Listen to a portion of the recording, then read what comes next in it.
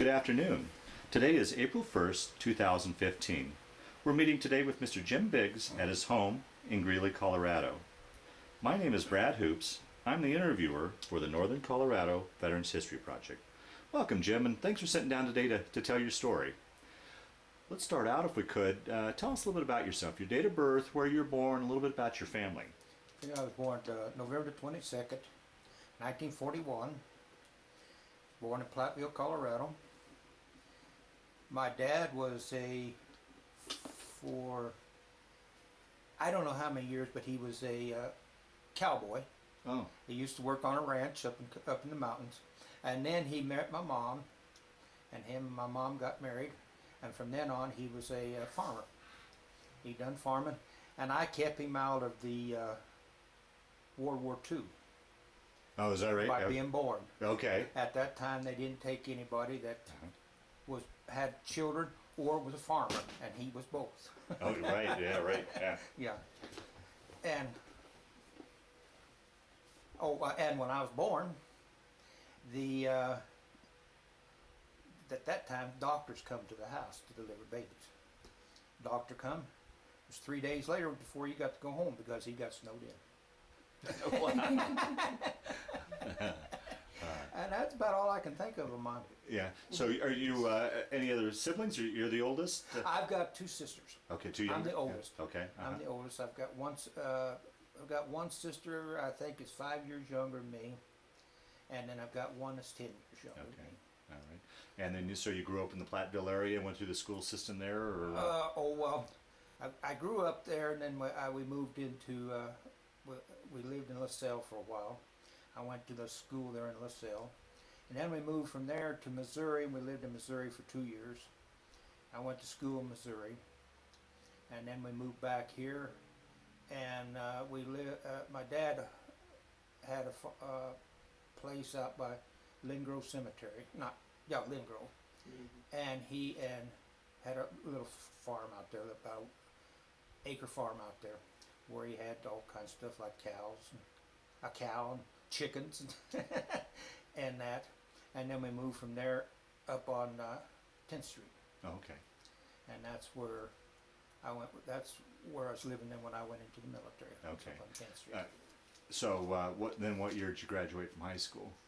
I got my high school through the Air Force. Through the Air Force. Oh, okay. Yeah. Well, tell that story. How that all came together.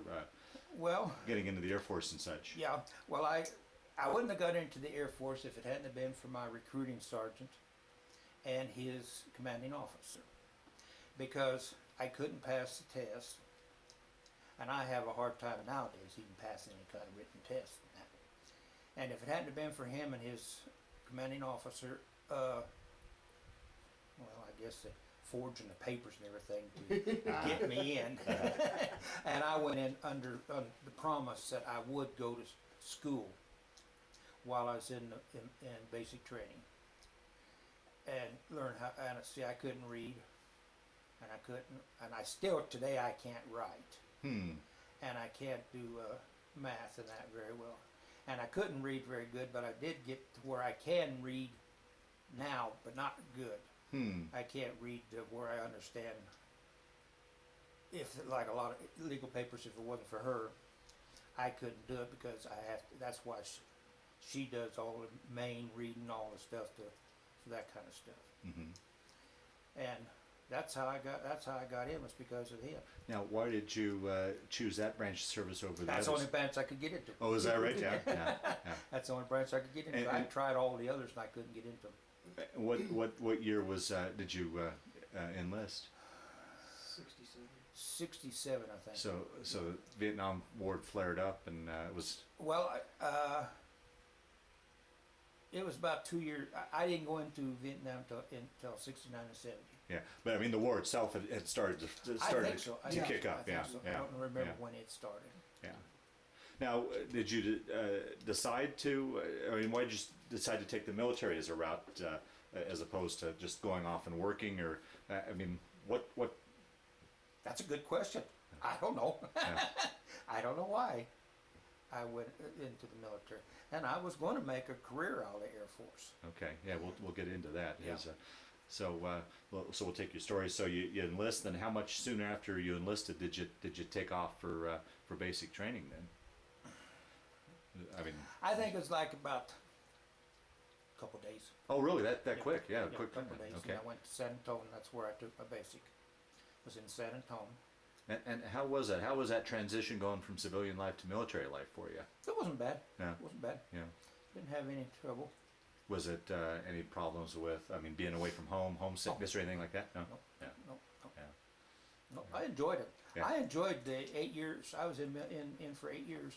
I enjoyed the 8 years I was in. I wasn't married at that time, so I done a lot of traveling, seeing a lot of things, going places and stuff like that. Yeah. Right. And that. Right. But so that's I enjoyed it. Yeah. So you're off to basic training, complete basic training. Take your story from there Well, then. after I got out of basic, I come to Denver. Uh-huh. I was stationed in Denver. Bases. I station that's no longer in existence. It was Larry, I think was the name. Okay. I was stationed at Larry for a year and a half, and then I went from Larry to. I think that's when I don't remember where I went from there. I don't remember where I went from Larry. Did you go to Nam? From And then it could have been when I went to Nam from there. And then after Nam I come back and I was at then I come back to here. And then I went to Las Vegas from there. And I was stationed in Las Vegas. And then I went from Las Vegas while I was stationed in Las Vegas I done a couple TDY trips to Germany. I was in Ramstein and Wiesbaden in Germany, and then I went to Germany from New Mexico, base out of New Mexico there, and then that's when I went to Italy after that. Wow. Well, so I come back, and then I went to Italy. I think. Like I said, it's been so long, I Yeah. can't remember where. yeah. Yeah. You got Yeah. to see some of the world for sure. Yeah. And then I went to Italy, and I was in Italy for 2 years. And then when I got discharged, I was in South Dakota, and that's where I was discharged from the military, is in South Dakota. What did in the Air Force you completed your schooling, and did you go off to any sort of training schooling? And what was your specialty in the Air Force then? What'd you do? Can't you tell? I was a cook. Okay. Yeah. Well, when I first went in, I worked in the post office for a little while, and then I transferred. Then I cross-trained from the post office into the cooks, and I was in the cooks the rest of the time then, Okay. and that cooking and that. Okay. I didn't do much cooking because in the military, the GI didn't do any cooking hardly. It was all done by civilians. Oh, really? Okay. Everything was done by civilians there. And only time I do any cooking was really like in the morning, cooking breakfast and stuff like that.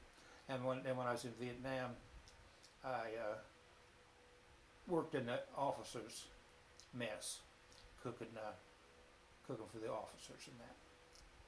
And that's what it did mainly, was cook. Okay. Well, let's kind of go through your history a little bit then. So from here you went over to Nam. Talk about that experience. I mean, here's a small town Colorado boy halfway around the world in this exotic land in this war. Talk about going over and your time there, and just give us a little.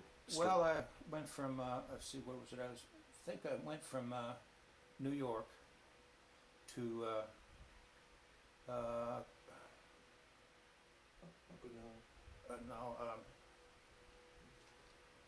Japan to I think I forget what the name of the place was in Japan, and then I went from there to Nam, and then I was in Nam for a year. And while I was there, I done cooking and stuff, and I was at Cameron Bay. That was one of the main. That was where the hospital and everything was there in Cameron Bay. And I went and there, and I was cooking there. And then I was there for 6 months, and I went from there to Benoit.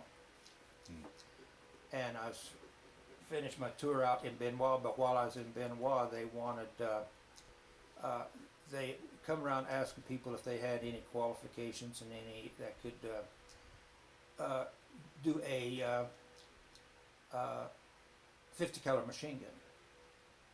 And they were wanting, and I had qualifications on a 50 caliber, and they were wanting people to be door gunners on medevac choppers. And I was a door gunner for 1 month, I think it was, on that medevac chopper. And that was kind of exciting, especially whenever you do. We got shot down 3 times. Really? Yes. But one good thing is you'd never leave. See, the choppers would always leave from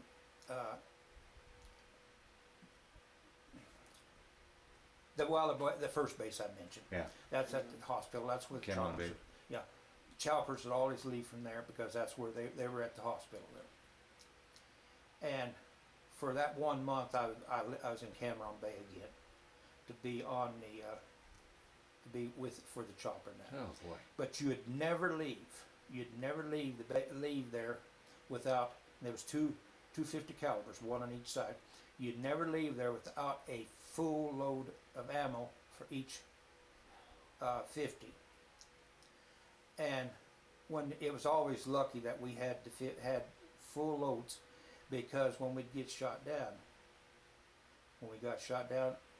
it wouldn't take but just about 5 minutes or something like that, and a rescue chopper would be there to get you. But within 250s, there's a guy that keep Charlie back. Oh man. And that keep Charlie back. And then one time when we got shot down, this here is hard to believe. You'd sit like this with the 50 right here between your legs, and my co-partner, somewhere or another, a bullet come up through the bottom of the chopper, went right straight up, went through here, out the top of his head, right on up through the top of the chopper, hit the rotor and brought us down. And you don't know, you can't figure out why, when it went through him, it didn't slow it down or nothing. Yeah. It didn't. It brought us down. And he didn't even know what hit him, because the whole top of his head was blown off. Oh boy. And things that would really, a lot of people says, how can you talk about stuff like that? It don't bother me. No. It don't bother me. There's a lot of people that wouldn't even be able to talk about it. But me, it bothers me a little bit. I just think about, what happened. And some of the people that we'd bring back to the hospital, there'd be we brought one back that had an arm from the shoulder, didn't even have an arm, it was gone. And we had another one, it was like my co-partner, we had another one that didn't even have a top of a head, all you could see is brain in there. Oh man. And I think he lived like maybe 10 minutes after we got him on the chopper. And he was dead but when we got him back to the hospital because of that. And it was stuff like that where people have missing legs and stuff like that because of being shot. Mm-hmm. And that. And a lot of people they say, well, how can you talk about that? It's a little bit hard, but not bad. I can do it. And that. I can't imagine what a person thinks. I mean, I haven't remotely been close to even going into battle. What are you thinking when you get that call when you go out for a rescue? I mean, you're flying into harm's way. Mm-hmm. What goes through a person's mind? Take me through the steps. I mean, flying into battle, the times you've been shot down. I mean, what do you think? And then that night when you get back to base and you're laying in your cot and you got time to decompress and think about things. I mean, It did, like I said, it didn't bother me. Really, yeah. It didn't bother me. When we get ready to go out, I knew that we were out of harm's way. because of having full loads of ammo on. And we knew that we could keep Charlie back. And we knew that it would be just a few minutes and a rescue chopper would be there to get us. And the main thing we'd do was we'd make sure that we never did leave a 50, either one of them machine guns there, because we did not want Charlie to get a hold of them and stuff like that. And we'd and every chopper that go out, they'd have a built-in deal where if something like that would happen after they'd pick us up, all the pilot would have to just push a button, and within about a minute, it'd destroy that chopper where the well, if you know what I'm saying when I say Charlie. Yeah, right, yeah. That where Charlie couldn't get nothing off of that chopper. Exactly, yeah. And that's why it didn't bother me. How about those three crashes? Were they hard landings, or what? When you say crashed, what? Oh, kinda. It was kinda. It's hard to tell how. Yeah. If you've never been in one like that, it's hard to tell what it felt like. Yeah. It'd jar you some. But you came through it unscathed, no back problems or anything. No. Oh, okay. Yeah, I never did get wounded or anything else when I was there, and then when I was up in Benoit, there it was called Rocket Alley, because every night you could expect, well, not every night, but about every other night you'd expect Charlie to throw a few rockets into the base, and if you'd be sleeping, all you do is just roll out your bunk, roll right back up underneath your bunk, go back to sleep. And the thing was, when I got home from Nam, sitting at the table with my mom and dad eating, and I just slid underneath the table. Mom and dad looked at me. Ambulance went by. Mom and dad looked at me and they said, "What's the matter with you?" Well, an ambulance went by. And that was one thing you'd train your ears for. Over there is to listen for sirens. Oh, right, yeah. Listen for sirens, and that was one thing, because that's what they'd do if the base was going to be overrun or they'd throw rockets into. They'd sound the sirens, so you'd know what was going on. And that's what it was. I was sitting at the table eating, and I just went under the table. My mom and dad looked at me and they said, "What's the matter with you?" And I said, "What was that just went by?" And they said, "Oh, it was an ambulance." And I said, "That's one thing we did. We trained ourselves over there to get for cover." Wow. And that's, Well, talk about life over there. I mean, once again, like I said, you're halfway around the world in this jungle, humid. I mean, couldn't be any different than the plains of Colorado. How was that adjustment for you? Were you able to?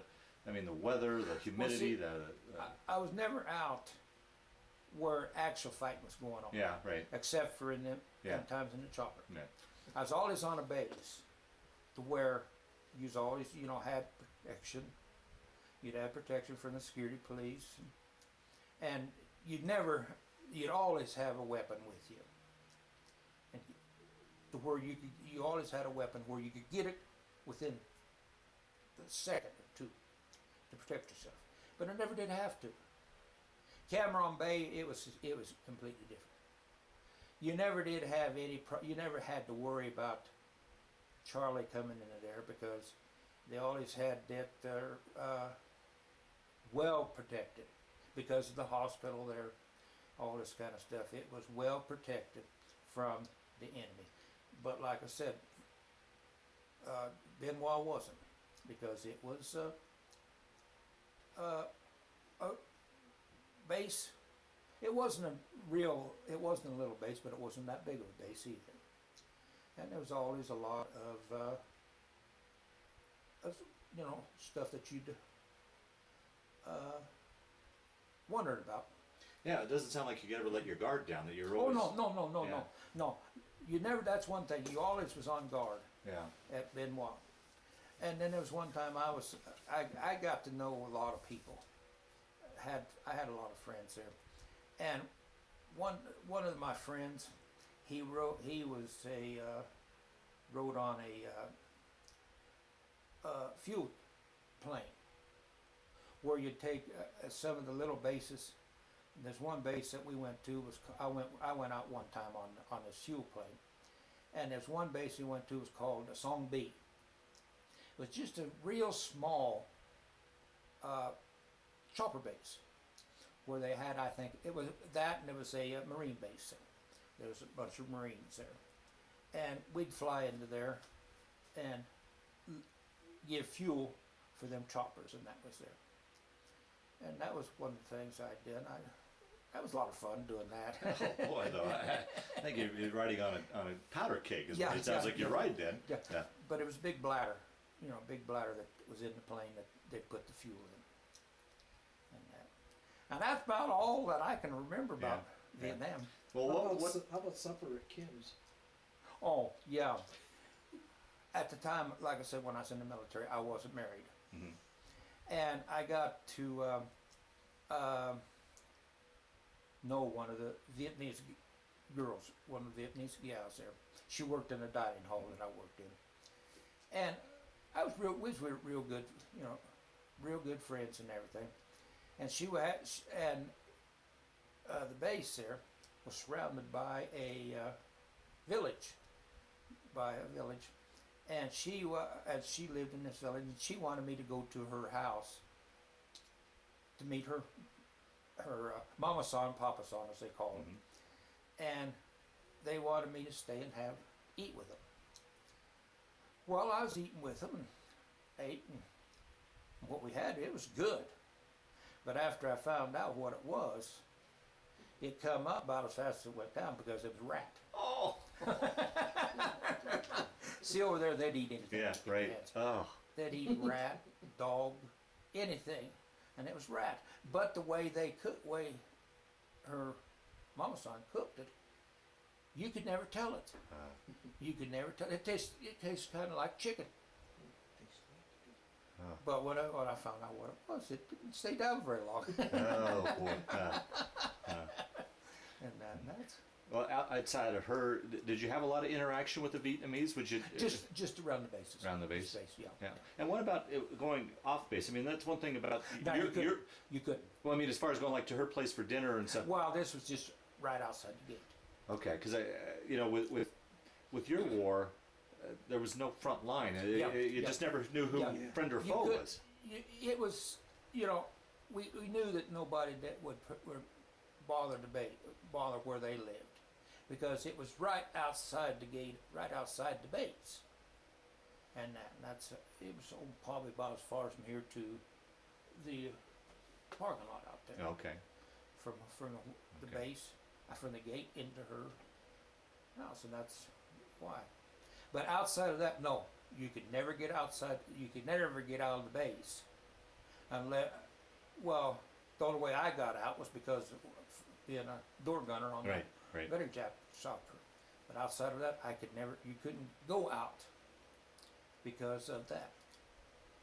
And what was life like on the base as far as your living conditions and food and I mean, what you guys do for entertainment when you weren't on duty, and just day-to-day life? What was it like there for you? That's what the question asked. I don't know. Yeah. we just just normal life. Just normal life. We had televisions. Oh, you did? Okay. Yeah, we had television.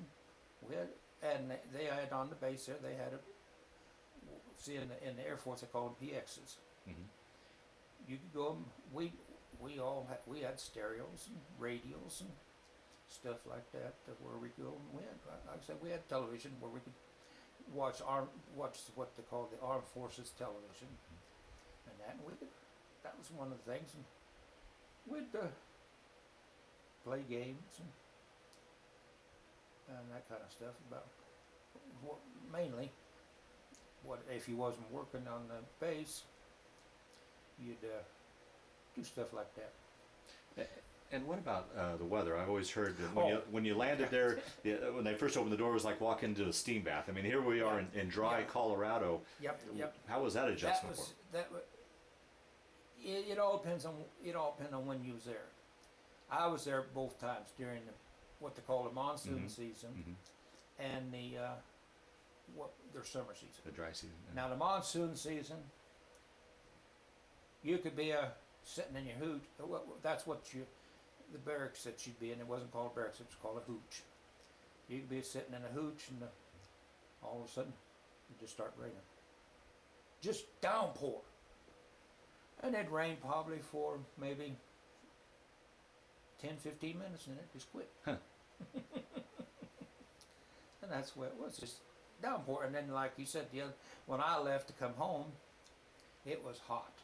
It was so doggone hot that they'd have to go out and wet the runway down for the planes to land. Because if they didn't, it'd just explode the tires on the planes because of the heat from the runway. And that's what, when I got ready to come home, that's what they did. They watered the runway down good to form the land.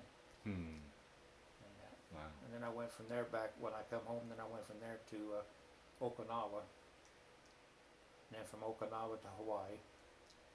And then from Hawaii to California. Now, during your time in country, did you get away for some R&R to Saigon or outside the country? I had a week.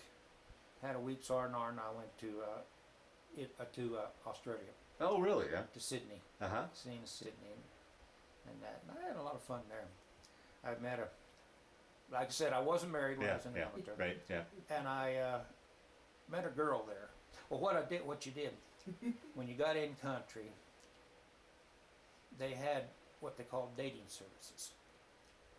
You can go into these dating services. Well, I went into this dating service, and I told them, I said, I'd like to get a girl to show me around and do things with. Well, what they do, they give you a book, give you 2 or 3 books with pictures of all kinds of girls in it. I went through, and what you do, they'd have a description of this girl, telling what her name was, what her age was, what her measurements was, and stuff like that. And you'd go according to the one I was with. She liked just as much as I did. It was kind of matched with you and her. Yeah. And that, and then what they done, I said, well, I'd like to see her. What they do, they call her, and if you couldn't talk, you was in a hurt, because they'd call her and they'd hand you the phone. They'd hand you the phone, and you'd have to talk, and you'd have to set the date up with her, and that. Well, I had a little bit of trouble, but I did. I managed to be able to get a date with her, and she asked me after we set up the date. She said, "Would you like to come and have me knock you up, or would you like to come knock me up?" And you know what I mean by that. What they meant was, would you like to have her come and pick you up? Oh, okay. Or would you want to go and pick her up? Okay. And I looked at the gal that was sitting behind the desk, and she said, "Tell her to come and knock you up." So I did. And she said, and then she told me what time she said, "Where you staying?" And I told her what the name was, the hotel was that I stayed at. She said, "All right, I'll be there about," I think at that time she said she'd be there about 6 o'clock. She come pick me up, and we went out to eat, and that. Well, I had $500 with me while I was there. We went out to eat. We got through eating. I started to pay for it. She said, "No, you don't." She paid for all the meal and everything, and we done all kinds of traveling and doing things taking place. The whole time I was there, I never spent one red cent. Is that right? Huh. Not one red cent. She paid for everything. Huh. And then when I got ready to go home, she handed me an envelope. She said, "Now don't you open that until you get on the plane." I got on the plane. I opened it up. There was $5,000 in that She gave me $5,000. And I said to myself, I said, what was that for? Well, what she was at that time, she was a computer programmer. And they made, them got people that made programs, computers, they made excellent money.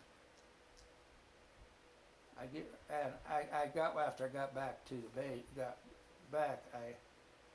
I sent her, way I do with my mom and dad to correspond with them, I'd send them tapes.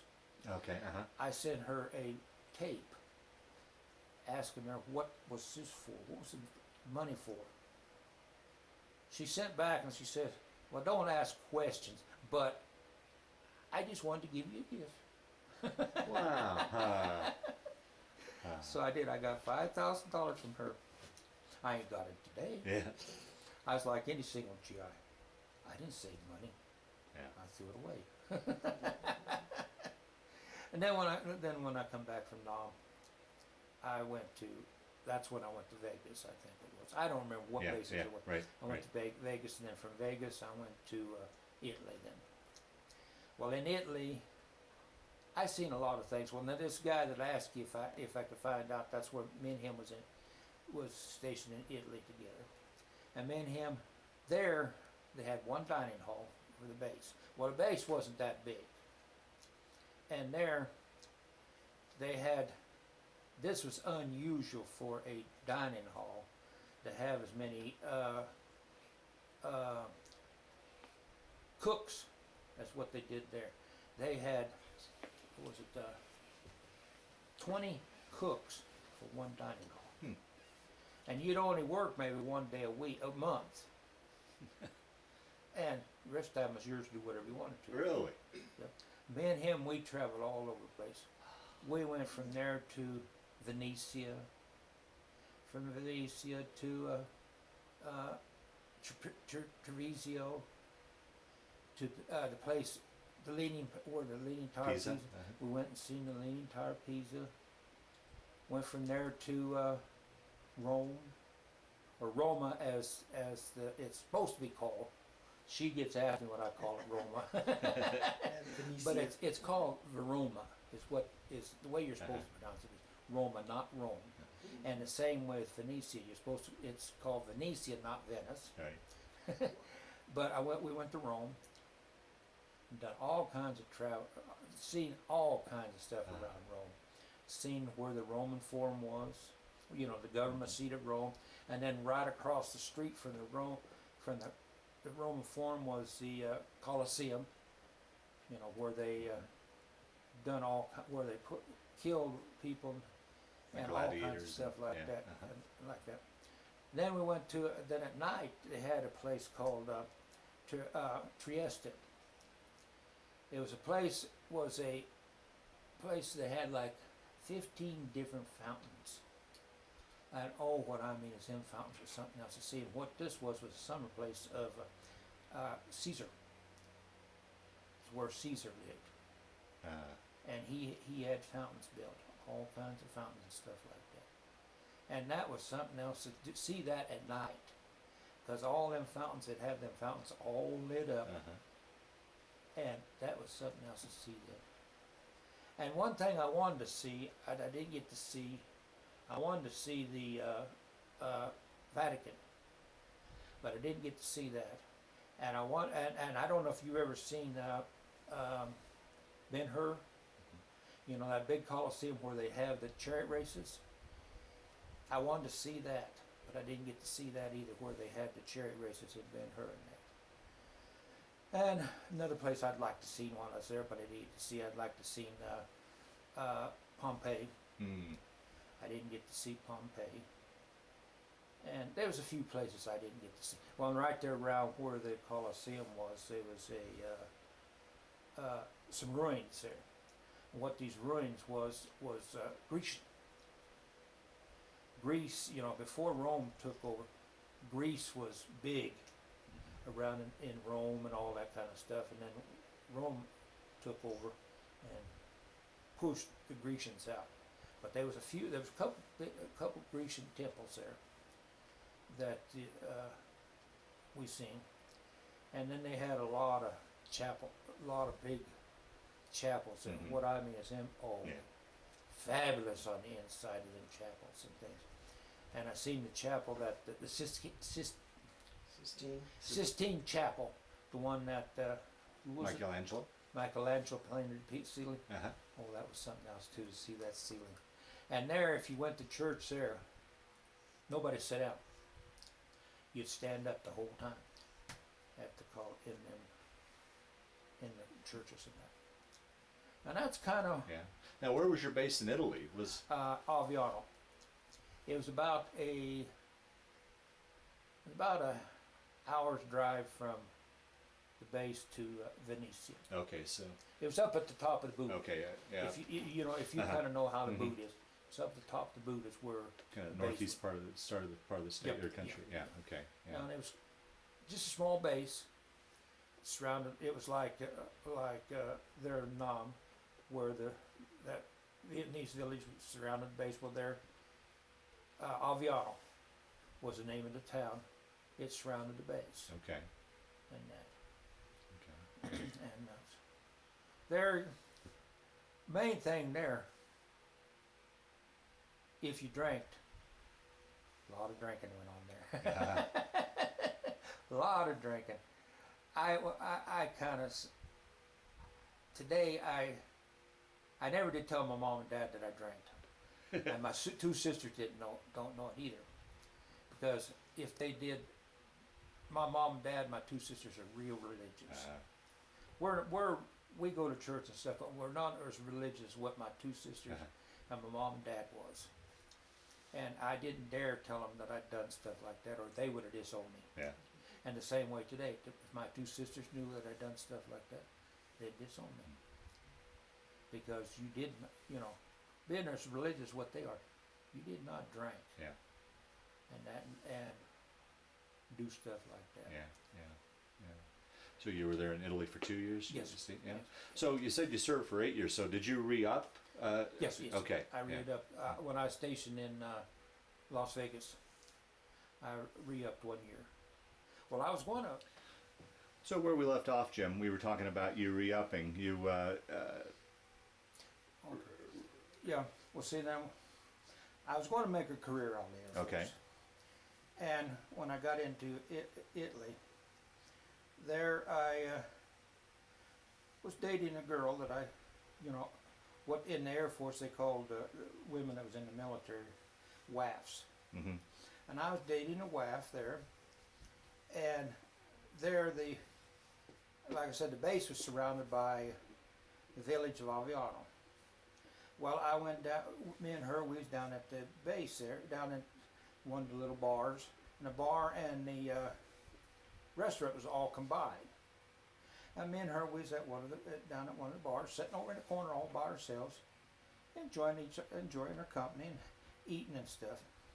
And this guy, he comes in, he walks right up to the table where we was sitting, and he started calling this girl everything, anything that you could think of that wasn't good. Another airman or an Italian? No, another Air Force guy. Okay. Okay. I'm getting to that there in a second. Okay. He did. And I told him, I said, get away, leave us alone. We're not bothering you. We don't want no trouble out of it. I told him 2 times. He wouldn't do it. He just kept up. 3rd time I hit him. I put him through a plate glass window. And afterwards, he pressed charges against me for hitting an officer. Oh, jeez. Well, me and her, we fought it, and she testified what he was doing, and I did. And I said, well, I didn't know he was an officer because he wasn't in uniform. He wasn't acting like an officer. He was acting like a stupid fool. And they said, well, you still shouldn't have hit him. So I had what they call them line numbers. I had a line number for staff sergeant. I lost that. I lost 1 stripe. I was a sergeant. I lost 1 stripe. That busted me down to a airman first class. like I said, I lost a stripe because of that. Plus, I lost my right to re-up Oh. because of him. And that's why I didn't get to re-up is because of him. And when I fought this, I fought it right up into South Dakota. I fought it trying to get it out, erased, but I couldn't do it. They said, well, you hit an officer. I said, I don't care if I did hit an officer. I didn't know he's an officer. Yeah. Yeah. I said, what was I supposed to do? Let him do this girl the way he was doing? They said, well, they just kept saying, well, you shouldn't have hit him. You shouldn't have hit him. You shouldn't have hit him. And I just gave up because I knew I couldn't beat her. And that's why I didn't get to re-up. No, I'll be darned. I wanted to Wow. make a career out of the Air Force. I enjoyed it because, like I said, I wasn't married. Yeah. I got to see a lot of stuff. Yeah. Well, I was going to go from South Dakota. I was going to go again. I was going to try to go to Korea, but I couldn't because that's when because of being, not being able to re-up in that. And so that's when I put 8 years in. And I had a lot of fun that 8 years that I was in. I had a lot of fun. I seen a lot of country, done a lot of things, and all that. And that's mainly kind of what my military career was like. Yeah. So, so you get discharged. Let's take your story then from the point of discharge up to the present. Then your post Air Force years. Well, I was discharged up there, and I come home, and I went to. I could go to school on a GI Bill. on a GI Bill. I went to school out at Ames as a mechanic. That's where I met her. She was taking a mechanics class. They had a deal out there for just women to teach women basic stuff in case they'd be out on the road and something had happened where they could take care of themselves. Powder puff course. And be able to get back into a mechanic and that. And that's where I met her. And then from there I was married for a while. And while I was in the military, my wife, before I went in the military, my wife divorced me. I've got 2 kids by her. And she divorced me. And while I was in the military, she got more money than she was supposed to when I was in the military. Because in there, she was only supposed to get $70 a month, child support. Well, the Air Force military says, we don't pay less than $100. So she'd get $100 a month to, take care of the kids. And her lawyer said, how's she supposed to take care of kids on $70 a month? The judge said, I can't make him give her more than what he's making. He don't make enough to be able to get more than what he can afford. Yeah, right, sure. And if it hadn't been for the judge working for me, I'd probably already been in her. Anyways. And that's what the deal was. But then I went from there. And then like I said, I met her at the mechanics class, and we got married then. And we lived all over. We lived all over the place. We went from Here to Texas. From here to Texas. We lived in Texas for I think it was like a year and a half. I think wasn't it? About 4 years. About 4 years was something like 4 years in Texas, and then we moved from there to Kansas, 4 years there. which was just Liberal Kansas. I don't know if you know how Texas is, but where we lived what they called in the Panhandle, where all the oil wells and ranches and stuff like that is. We lived at a little place called Fritch, and we went from there. Well, we moved from Fritch up to another place there in Texas called Borker. No, we went to Then we went from there to Liberal, Kansas, and we lived in Kansas for 4 years. 4 years I think it was. And then we moved from there to Rochester, New York. That's where I'm from. Oh, That's okay. where she's from. And we lived there from another 5 years, I think it was. Then we moved from there And then back here, and we've lived here ever since. And I worked different places while we was together. And that now I'm retired and I don't do nothing but sit around at home and get fat. So did you go on to be a mechanic then? Is that what you? No. No. Nope. I worked for the for the school district for a while as a janitor. I worked at the what were some of the other places? Parks and Recreation. Oh yeah, for the city. Mower. I worked for the city as a mower, mowing parks and that. And that's after that. That's when I was kind of forced retired for the school district. They come in and they wanted me to move. Move, and I said, move where? They said, well, we want you, and the school I was working at was the one over in Evans. I don't know if you know what the Just school. an elementary school. It was an elementary school. The school I was working at was an elementary school, and they wanted me to move, and they said, we need you to move. And I said, move where? They said, we want you to go to Greeley Central. High school. I said, no way. I said, I will not work at a high school. Well, where I made a mistake. Then I opened a big mouth. They said, are you turning in your resignation? I said, well, I guess I am. No. And then that's why I wasn't there. And I lost one thing. There they had what you called para. Para. I got para. Well, I got my share of para, the amount that I put in, but I retired. They forced retired me before. 9 months short. And I was 9 months short of getting 5 years in. If I could have got that other 5 years in, I could have got my share plus the share from the school. Yeah. Well, I didn't do too bad on para on my share. I got $5,000 from for myself. Yeah. But it'd been a lot more than that. It'd probably been pretty close to $10,000 I would have got for the school district. But that was, and then from there, for now we've been Retired. I've been retired. Doing nothing but laying around getting fat.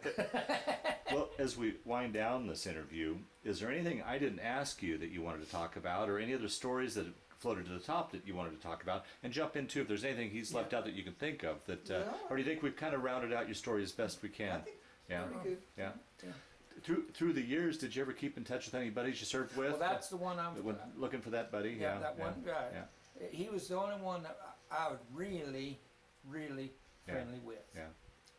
There's a few, there was others that I stationed with, but not as big of friends as what me and him was. Yeah. Well, let's just a few questions about your time in Vietnam. There was an unpopular war. I mean, one thing I couldn't do, I couldn't come home.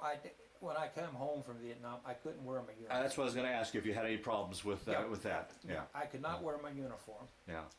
Because if I had you can't sit with these socks I've got on, but I've got a scar on that leg from when we lived in Rochester, New York. I was myself and a guy I was stationed with there in Nam.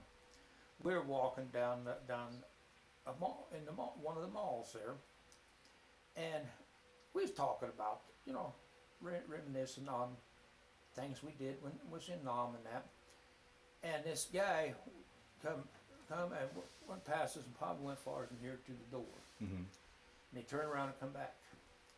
He said to us, did I hear you right that you guys was in Vietnam? We said yes. He hauled off and he spit at me. And then he kicked me. And I've got a scar on my leg from where he kicked me. You don't want to see my leg, so. But he kicked me. Oh, I wanted to beat him into the ground. And the guy who was with me, he says, you don't want to go to jail for somebody like that. He says, I'll keep him here. And you go find a security guard. Well, I went and found the security guard and brought the security guard back. Security guard asked me, he says,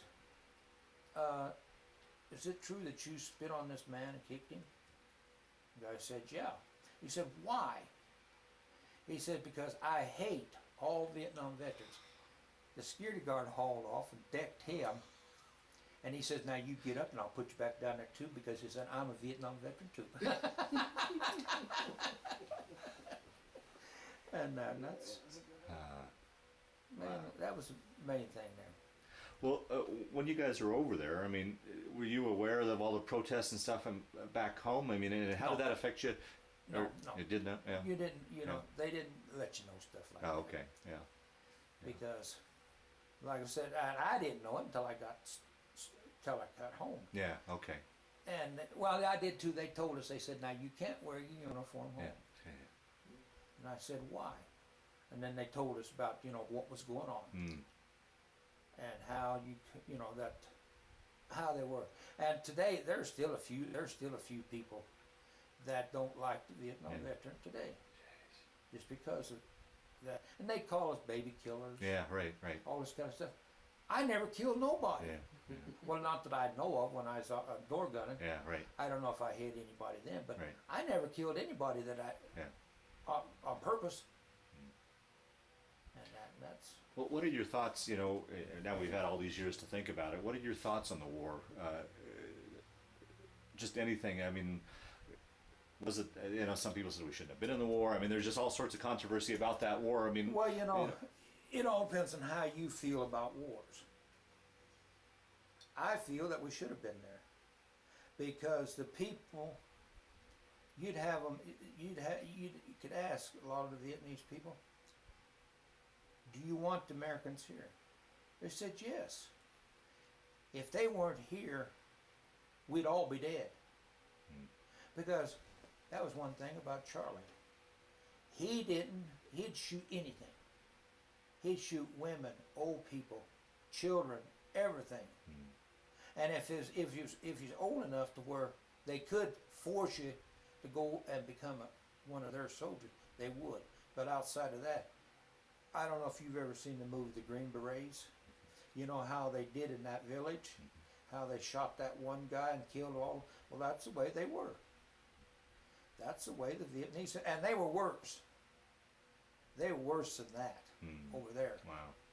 And then if you was in, it was just lucky that in prison, if you was a Vietnamese prisoner, oh, you was treated bad, real bad. You'd wonder if I wasn't a prisoner, but I've heard stories that you'd wonder if he's going to have a meal the next day, or even that's day. And if you did, it wasn't worth eating. And they lived in filth. Yeah. And they lived in their sewage and all this kind of stuff. And that's how bad the Vietnamese people, how bad prisoners were treated.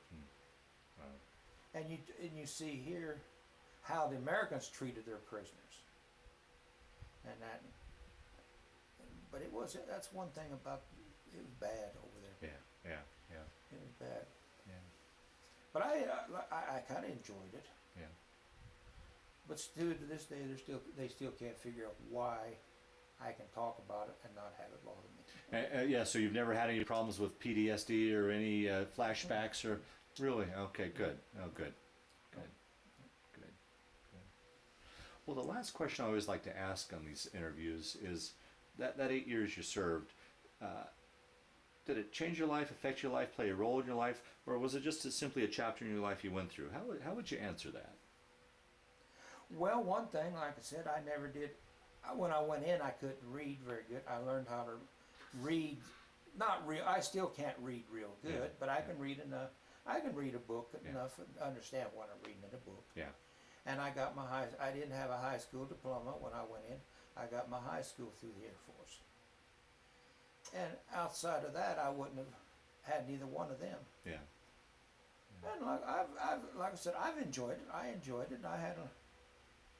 It's something that I have time. So if I'm talking to people, And what's really good is if you're talking to another veteran, another Vietnam vet, and be able to reminisce with them over what happened over there and where they were stationed and stuff like that. Yeah, yeah. And that's what it kind of was. Very good, very good. Well, Jim, I want to thank you for sitting down here to tell your story, but just as important, I also want to thank you for your service to our country. Okay.